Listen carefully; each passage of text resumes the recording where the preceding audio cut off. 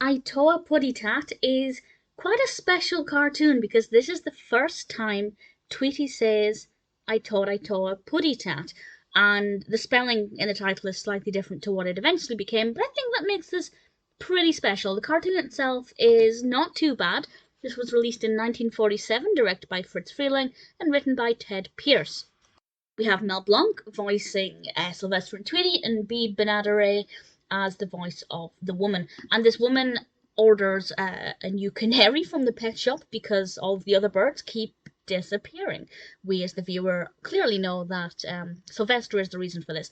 And when Tweety arrives, it's not as easy to eat as the other ones, and Sylvester has a bit of a hard time trying to capture the bird. As we know, Tweety is a very clever little bird, a very resourceful little canary, and I think it's a really nice introduction of the two characters.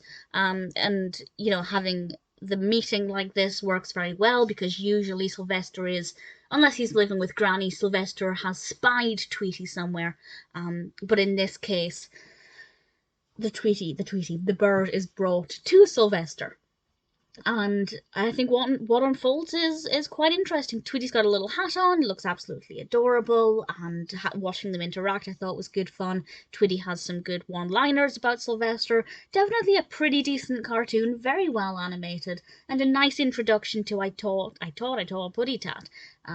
It's good fun. I liked it. It's not one of my all-time favorites.